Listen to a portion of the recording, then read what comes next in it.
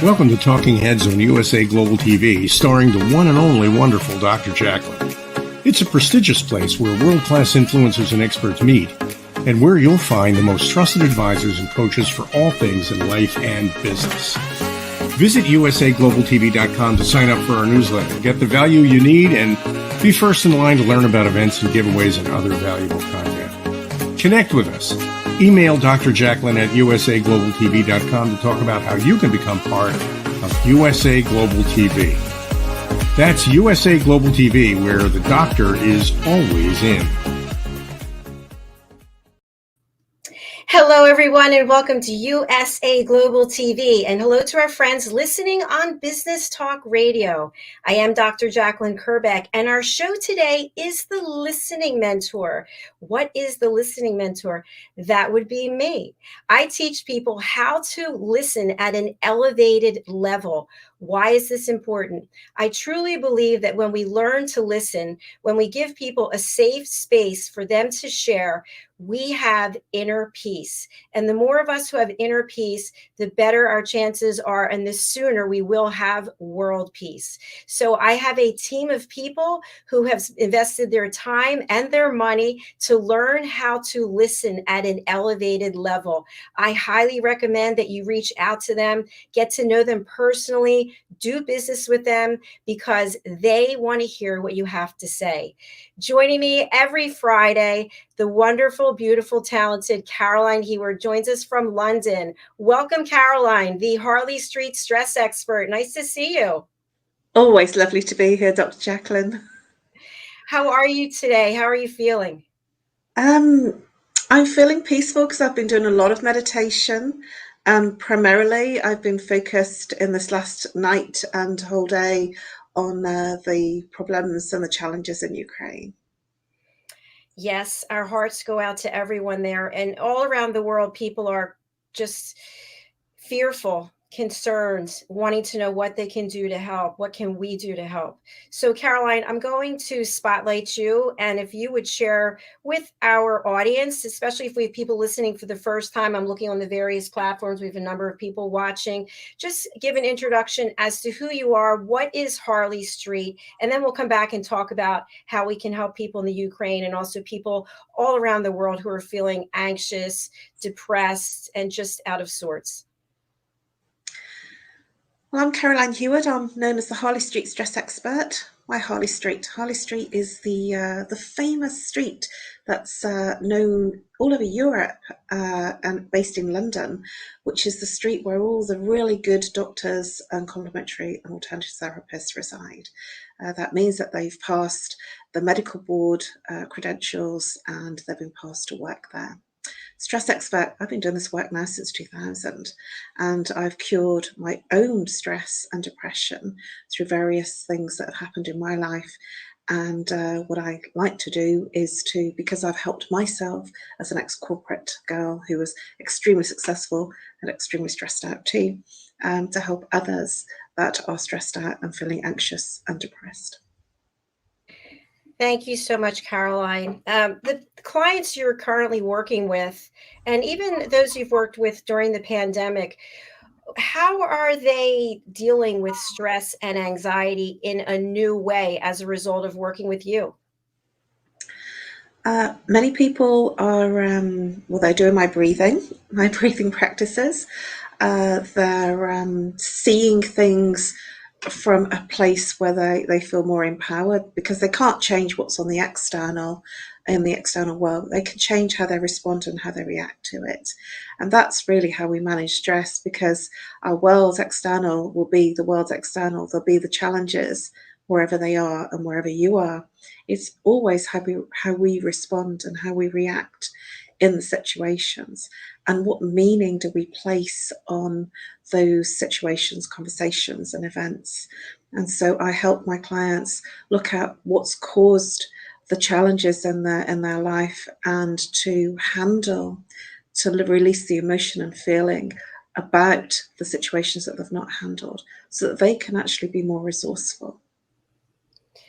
And being resourceful, I think, probably gives people a sense of confidence, a sense of believing in themselves, and it's all part of self-care, isn't it? Yes, what it will do is it will give them absolutely confidence, self-esteem. They will have like their inner power back. Otherwise, they'll feel as if they're on the back foot. They'll feel as if they're in an internal battle that the other person isn't aware of. So there'll be a lot of hiding, in their gestures. There'll be a lot of physiology gestures in terms of their facial expressions, their gestures in their hands, their movements, their tonality and the words that they use. Be able to tell if somebody's suffering with anxiety or stress or not feeling confident, just literally by the way their body is responding when you're talking to them.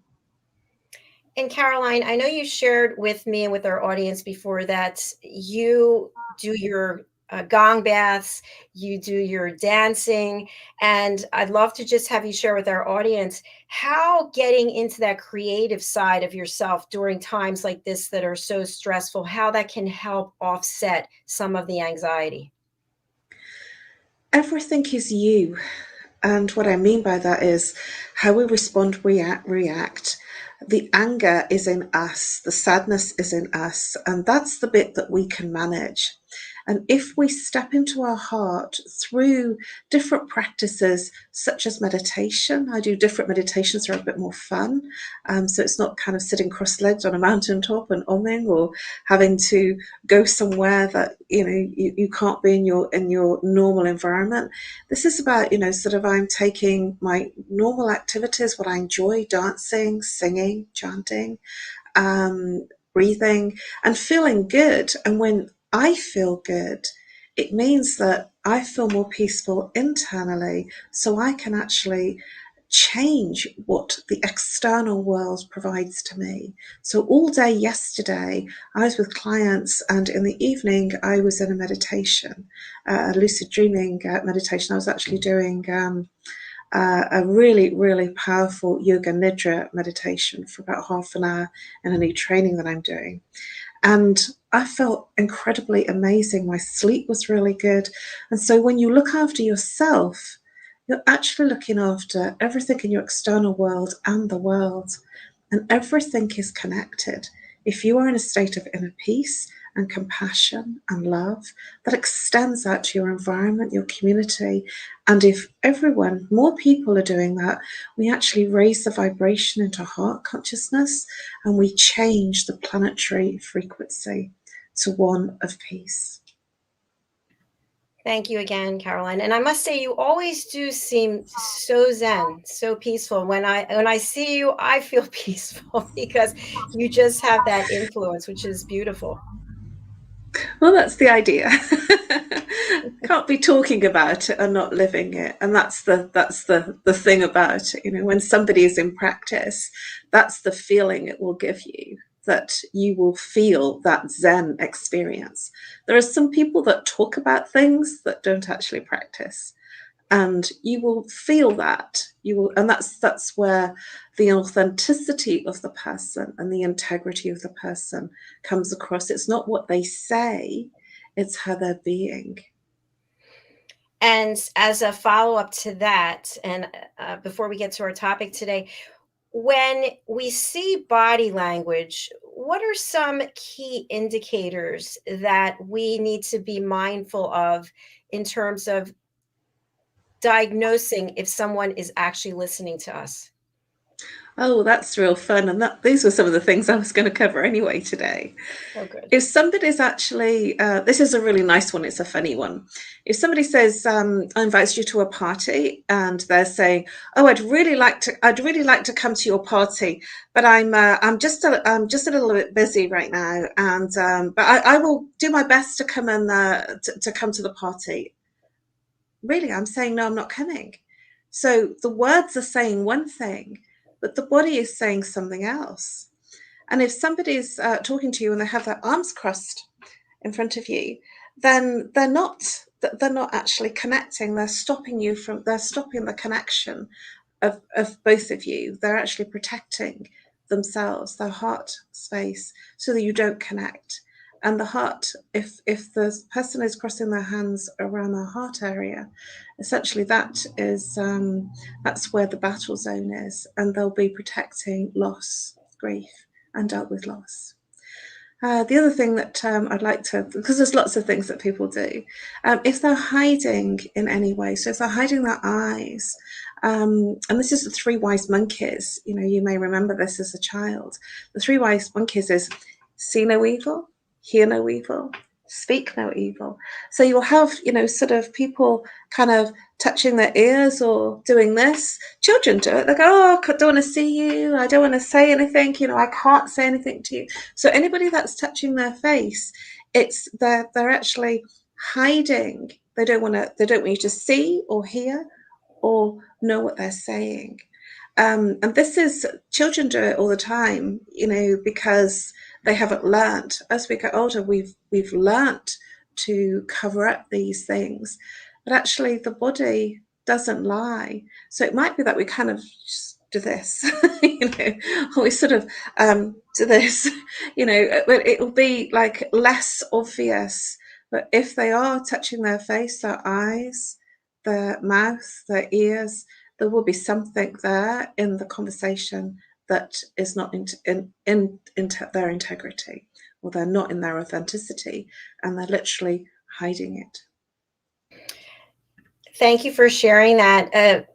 Last night I was watching a show on Netflix, and I noticed, I'm not going to say what show it was, but I noticed that several people in the show, when they were being interviewed, they kept turning their rings. And I thought, that's a signal, I think, that they're not happy in their relationship, but I'm not sure. What are your thoughts on that? That's absolutely right. You're learning. You spent too much time with me. Okay, yes. what about this one? When someone is always playing with their necklace, moving their necklace back and forth, what does that indicate? Well, the necklace is around the heart area. So this is the heart chakra, and there will be a level of loss, sadness, or grief undealt with.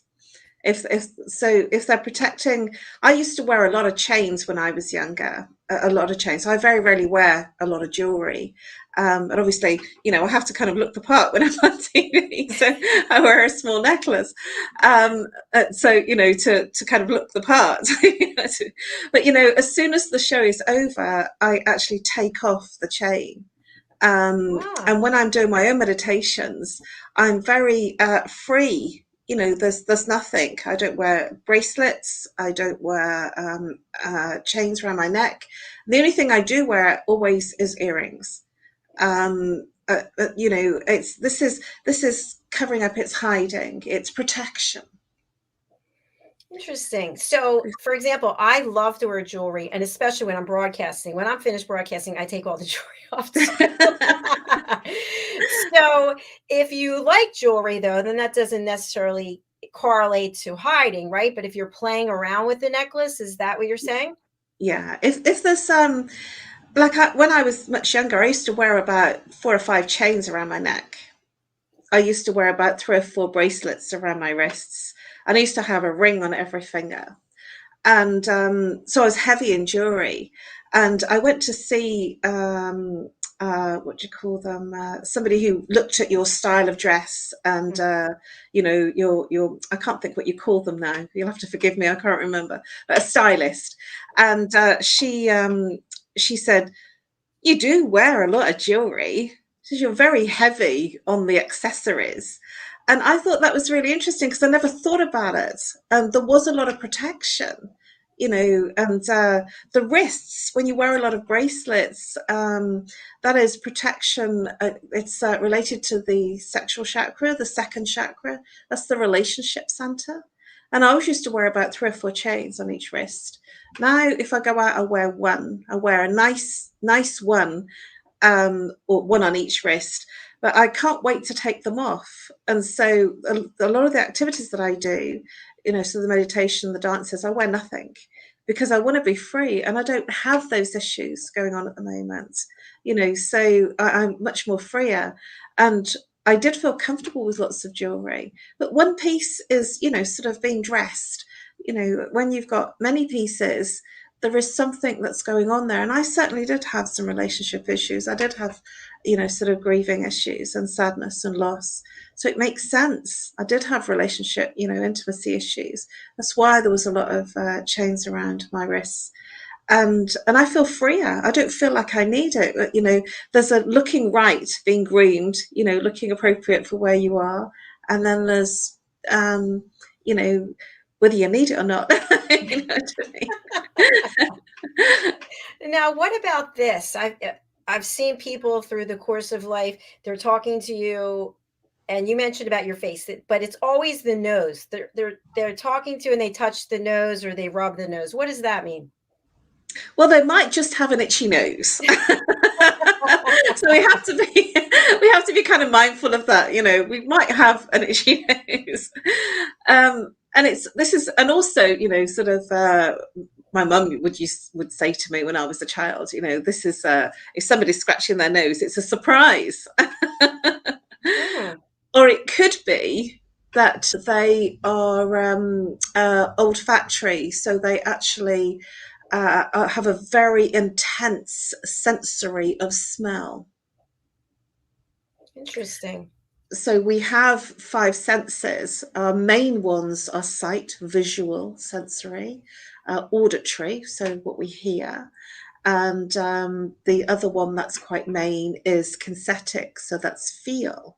But some people actually are very attuned with their smell. And so they might be very attuned to perfumes, for instance, and they'll be noticing smells of food, smells of perfumes, smell of nature. So it might be that they're actually smelling, and they kind of go, you know. Whereas a lot of us aren't olfactory. You know, we don't. Our sensory of smell isn't that high. And so it could just be that they're very, very heightened in their sensory smell. Animals will go, you know, they will sniff their way through things. And some people are like that. You know, I certainly remember having a friend a long time ago that sort of, he would kind of be chatting to me and then he'd go, perfume's really nice. But it would make an over twitching of the nose and the sniffing of the nose. So it could just be that their sensory of smell is much higher than the average person's. I'm going to keep that in mind. And I know I'm someone who really loves perfume. I wear perfume every day, even though I'm standing behind the screen and nobody notices it because there's no one around. But I personally love it. It's part of who I am. A question I have for you, since we started with this program, The Listening Mentor, and the power of listening and elevated listening, I find myself when I am watching something I'm usually on Netflix, I am really paying attention to the interaction between the people. And what I noticed last night on the same show with the twirling of the rings is one party is talking and the other person, it happens over and over again. They just stop listening. And you can feel, even though it's through the screen, you can feel the emotions are starting to go up, like a fire is starting to build, because the one person is not being heard. And the other person, through their body language, through whatever it is they're doing, they have made a conscious or unconscious decision to shut down. And that's what happens so often. And to your point about body language, I think it's interesting when we see someone's body language indicate that they're no longer listening to us. We have several ways to respond. We could address it right then. We could take the stance that we're going to be annoyed and shut off too, and then the silent treatment comes from there. What's your recommendation, Caroline, when this happens, that one person is speaking and the other person is not listening, and all of a sudden emotions are getting high? Connect with that person. And the way that I would suggest to connect is by using eye contact, by smiling, because even though they might be looking away, they will feel your smile. They will feel your tonality and your words. So to come from a place of compassion, because you don't know what's going on in their world and they don't know what's going on in yours. And this is what I call the Johari window. It's the bit in between. They think they are showing you that they're listening, and you see more of what they are really, and the bit in the middle is the Johari window, the magic bit that, you know, the other person sees more of you and you see more of them, and you're not aware of it, and they're not aware of what you really see. So we always see more of the other person. And so the best way to do that is to go into a place of compassion and authenticity. What I mean by that is to connect. And when you connect, the other person can't fail but to connect with you. And it is about stepping into a place of compassion, because you really don't know what's going on in their world. They might be anxious about their work, a relationship situation, a friendship, finances. There could be all sorts of things going on that are making them distracted. And so that is to drop down and connect with them on their level and to speak their language. If they're using words like sounding, so if they're saying, I hear what you're saying, I like the sound of that, repeat it back to them so that you gain their rapport through using their language. If they're saying things like, I see what you're saying, or I see how that could work, then they're using visual language. Connect with them through visual language. And if they're saying, I like the feel of that, or that feels good in my water, so use their language. That's a kinesthetic person. Move into their space and mirror what they're doing, and then they will connect with you in the same place. I'm just thinking through that. That makes a lot of sense. But you have the opportunity to diffuse the situation, or you have the opportunity to take it to a new level where people are storming off, and now you have to unpack all of that, which takes so much work. But to your point, if you can meet them where they are and nip it in the bud, so to speak, then you can figure out a way to effectively communicate where it's going to be beneficial to both parties. Yeah. Fantastic.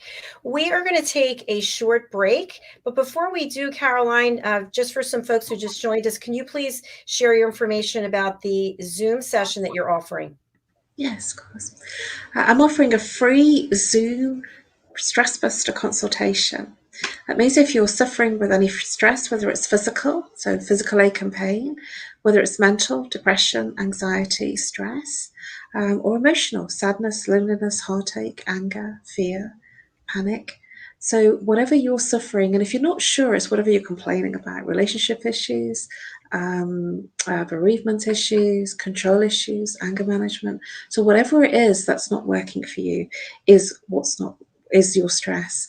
And I offer a free Zoom consultation if you email me at nomorestress@live.co.uk, and we can set up the time that works for you and I, because this is global, so we have to work through different time zones.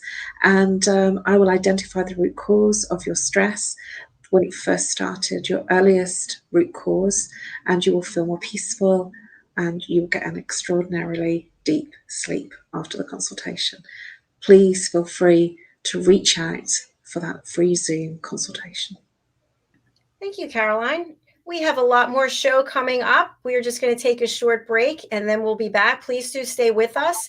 We are going to actually see 2 clips and then we'll be back with more conversation. If you have any questions for Caroline or for me, you have questions about listening, or you have relationship issues that you don't mind bearing to the whole world, we are here to help you. All right, we'll be right back.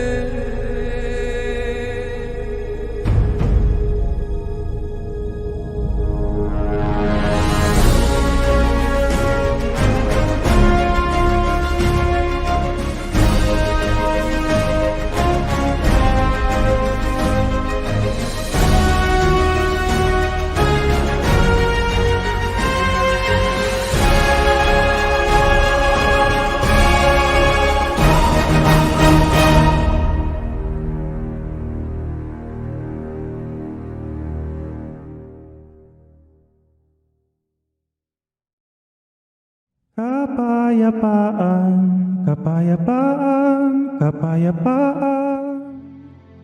Diane Floyd Bame's A Song of Peace tells the story of a young lad named Tommy whose fervent wish for peace on earth touches the hearts of his friends and family, spreads to his community, and eventually unites the whole world around making his dream of peace a reality for everyone. Sit down with the children in your life and share Tommy's amazing story of love and hope. Sing your own song of peace and invite the children to join you. Tommy's tale is more than just a story. It's a movement, and everyone's warmly welcome to take part. Kapayapaan, kapayapaan, kapayapaan,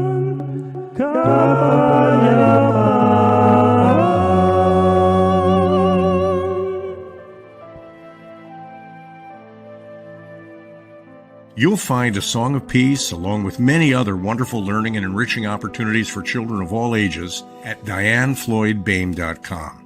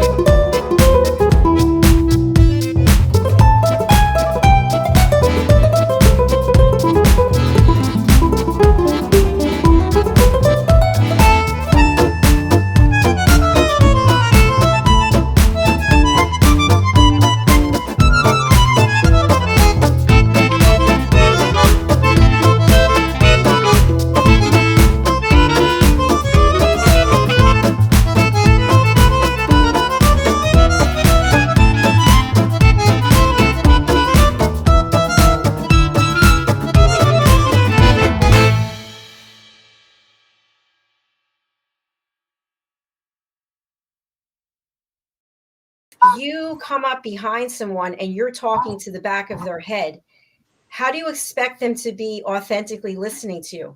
Because you're talking to the back of the head. You can't. I mean, there's just no way that you can be, unless you bend down underneath them. I've done that before now. How many times do we talk to the back of someone thinking that they're actually going to be listening to what we're saying, and we didn't ask for permission to share with them? So if I come up behind you, you're obviously doing something, right? So I need to ask for permission. Caroline, I'd love to speak with you. Are you able to turn around and have a chat with me? And then you have the opportunity to say yes or no, right? Absolutely. Yes, totally. And it might be that the other person just says yes anyway. A lot of the masculine energy, they will say yes, yes, because they're not really listening. And they're saying yes, and they haven't really heard the question. They're just saying yes to everything. So you have to be careful of that one. That's so true. And something else to be aware of is we get into these patterns of behavior where we are in the middle of doing something and we know the other person is not going to go away until we tell them that we're listening to them, right? Has this ever happened? Like it's like, I'm busy doing something, but they're still there. They're still coming at you. So now what I do is, if it's possible, I take a deep breath in. I calm myself down. I turn around and I'll say, Caroline, I know what you have to say is really important.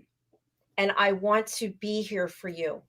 I want to be giving you 100% of my attention. At this moment, I am not able to do that. I'm really sorry. Would it be possible for us to have this chat whenever, whatever the answer is. And sometimes people will come back, they'll still keep coming. No, I want to speak to you right now. I need to speak to you right now. What is your response to that, Caroline? Well, if they really are in, because they're not listening to you, essentially, if they keep coming at you, they're not listening to you. And that's the key in this one, to understand that they haven't heard you, and to almost get their attention by saying, you almost have to connect with them for them to hear you saying, it's not a good time right now. And actually saying when it is a good time. Sometimes we focus on what's not right. I'm not free now or up until 8 o'clock. But what happens is when somebody listens to that, they're not hearing the negative of I'm not free. So it's much better to tell them when you are free. So when you focus on what it is, so if you're not free then, rather than saying I'm not free now, it's not easy to hear the negative of not.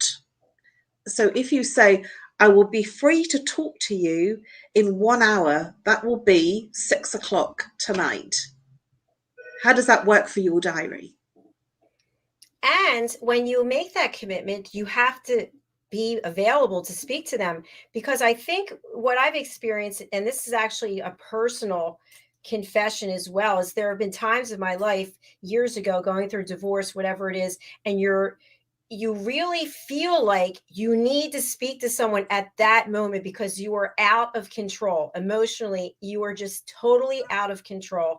And if you're working with a professional, for example, I can remember calling my therapist, just, I need to speak to you. Can you please call me back? Which there's nothing that's that dire, that urgent, but it's just that feeling inside that if you don't talk to someone at that moment. So I think as professionals now, we can identify those types of situations. And I know for myself, and I'm sure for you as well, when we're working with clients, we don't want them to have to keep coming back. We don't want them to feel that incredible panic and insecurity. We want them to be able to stand on their own 2 feet so that they can process things themselves.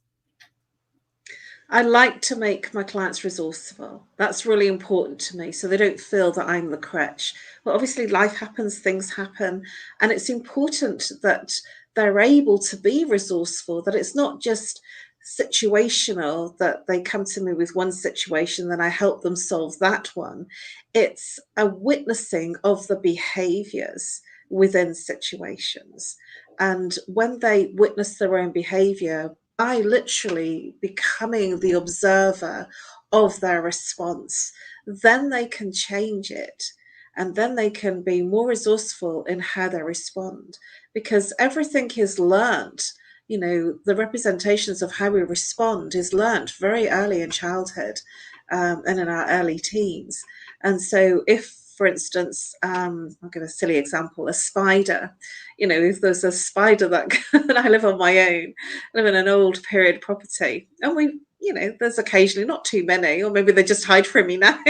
But if there's a daddy long legs that comes out, if I was at home in my family home with my brothers and my mum, I would scream the place down, and I would I wouldn't go back into my bedroom until my brothers or my dad had taken the daddy long legs out, and I would be absolutely, you couldn't do anything with me.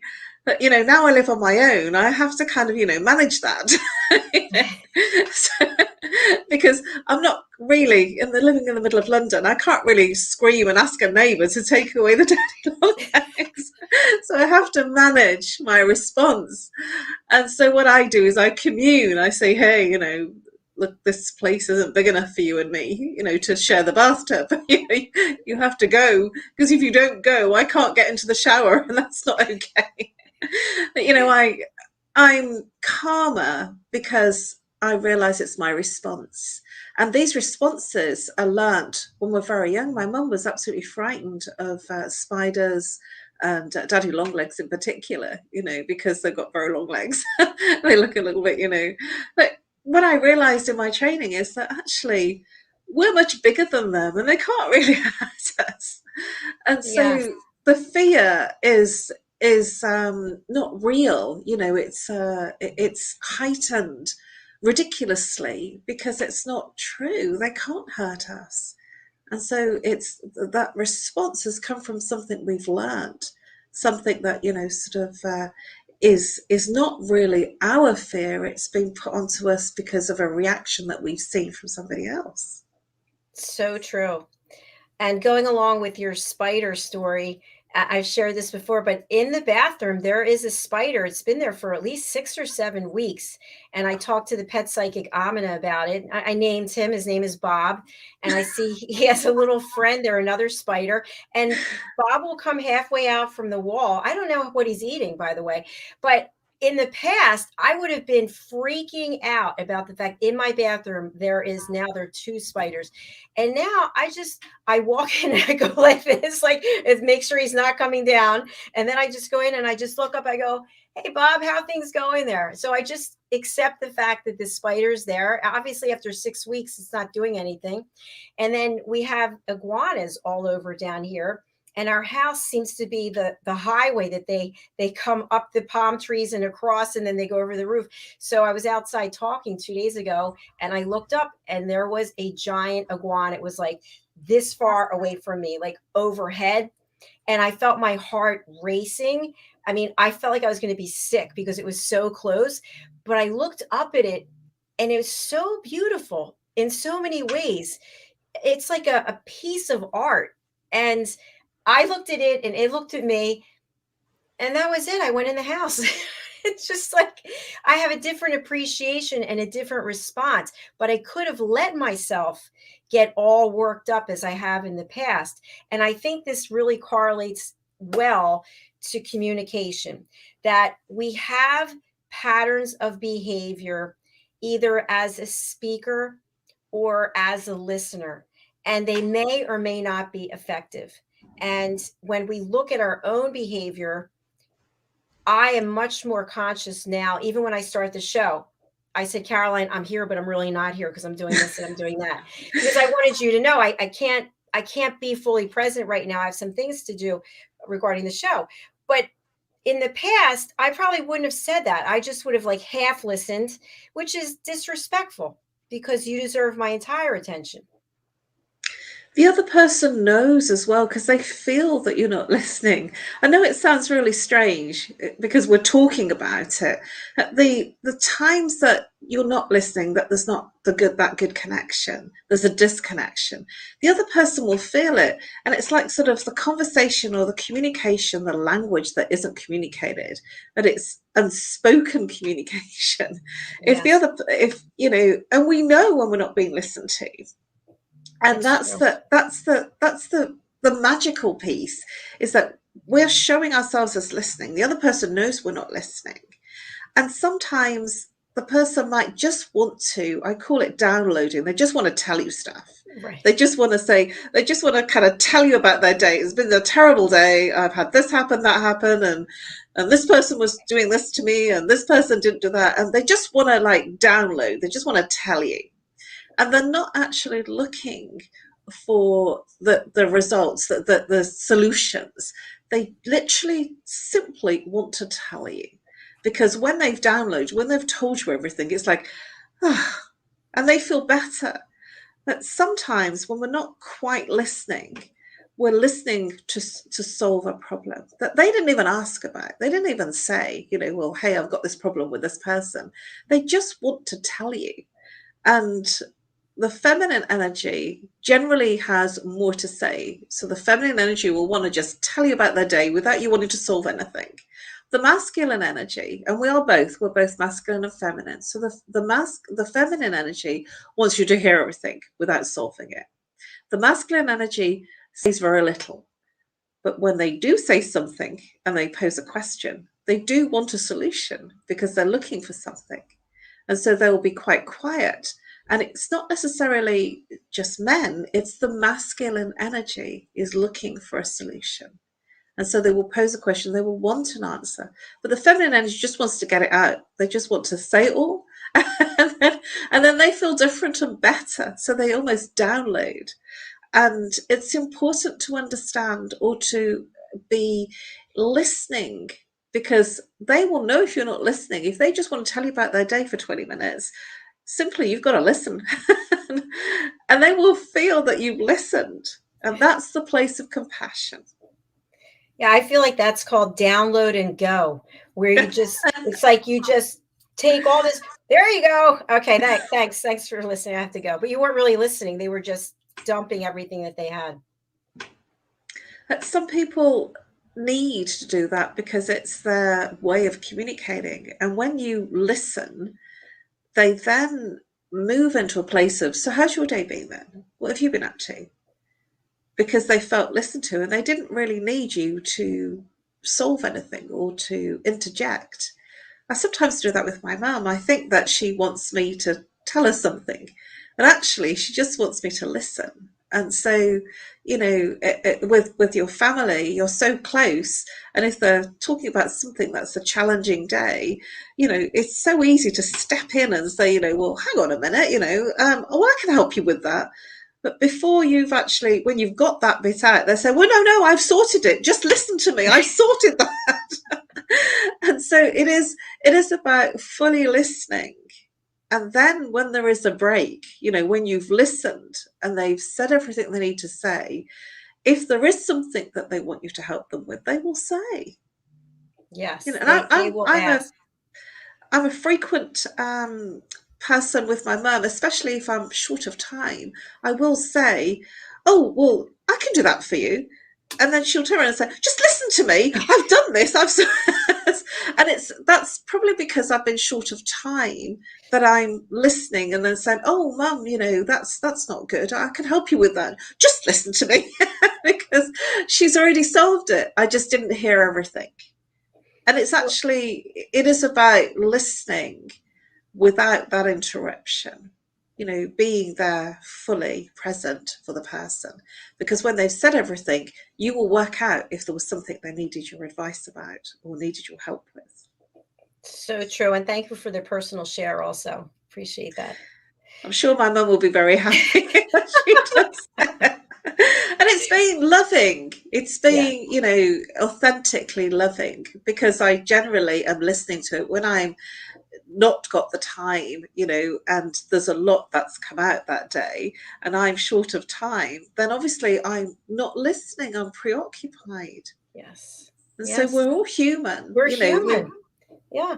I think a key takeaway there is to be an elevated listener, an authentic listener, is not possible 24 hours a day, 7 days a week. That's why I suggest asking for permission. And I put that in air quotes, but asking, is this a good time? When would be a good time? I have something to share. Are you available to hear what I have to say? And if you think about it, if someone comes to you on a regular basis over and over again, like multitude of times, and asks you this, it's kind of like, come on. I mean, like, no, I don't have all this time to give to you over and over again. Could you, you know, summarize it and let's have a sit down whenever it is. But it can't be repeatedly all the time, because you're never going to get your work done or have the time for self-care. So we have to be realistic that in order to be listening at another level, that means that time has to be carved out to do that. You're talking about boundaries. Yes. And when you don't have good boundaries, somebody can get in to those not good boundaries. And so if you have really firm boundaries, then the other person can't get in. And this is also about you, because if that is happening, so if the person keeps interrupting and keeps coming up and keeps, you know, encroaching your boundaries, your space, it is because there's something that's not right with your boundaries. And so it's important to define what your boundaries are when you're free. So for instance, if I'm with a client, I don't take calls or answer text messages while I'm with a client. Even if I'm in a consultation, that would be terrible if I did that. And so there could be hours that I don't respond to calls or messages. And, some people will get a little offended about that because of our response mechanism of now we're in this multimedia, sort of responding straight away. Sometimes we can't respond straight away. And I used to get very tense about people expecting me to respond. And the way that I, couch this is that if you were seeing me and I was with you in a client therapy relationship, and I was answering calls or texting or responding to messages, would you be comfortable with that? And generally the answer is no. And so I say, well, then does it make sense that I'm not actually available 24/7 because I might be with someone else, or I might be doing something domestic like shopping or cooking or eating, or sort of doing something that I need to do, like if I'm in the shower. But some people do believe that that you're there 24/7 because that's the way that our social media has created that lack of boundary. So it's about being in your integrity and in your authenticity, to put in those boundaries to say, I'm with family at this time, or I'm with clients, or if I don't get back to you straight away, or if I'm not free, please understand it's because I'm with someone else. And that's the thing, to be in your integrity by saying, because the other person doesn't know. So be truthful. Sometimes I say to people, sorry, I missed your call. I was out shopping. I'm now free. and that's because domesticity, I still live, and sometimes I might get a call and I've got some chicken in the oven, and they will, and about 20 minutes into the call, I'll just say, oh, I'm really sorry about this. Because the call wasn't scheduled, I just have to rescue my chicken out of the oven. And they'll go, oh, right, okay. And I just say, at least I'm being real, because the call wasn't scheduled. I'm being real with you that, I still live. I still have to do those things. Yes, we have to be authentic and set those boundaries as you discussed. And we have a hard boundary right now, which is we have to end the show because we have another show starting off in less than 10 minutes. So, Caroline, I'm going to spotlight you again, and please share your contact information and who it is that should reach out to you. You can reach me on No More Stress. That's 3 words, No More Stress, at live.co.uk. If you have any type of stress, and it's really whatever you're complaining about, whether it's physical, emotional, mental, or behavioral, if it's relationship issues, if it's bereavement issues, if there's anger stuff going on, physical ache and pain, mental ache and pain, like stress, anxiety, depression, I will reach out to me with an email, and we will book in a time that works for you and for me, because this is a global audience. And that's what I found is best, to email me, and then we can book a time that works for both you and I. And in that 30-minute stress buster consultation, you will feel a level of relaxation and peace, and you'll get an incredible night's sleep. I'll identify the root cause of your physical, emotional, mental, behavioral pain, so that you feel relaxed and the weight will be lifted. Anybody can reach out for this consultation. Anyone.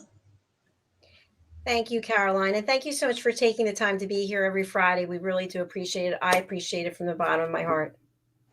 I love being here. This is really giving me an incredible platform to help others with my tips, my knowledge.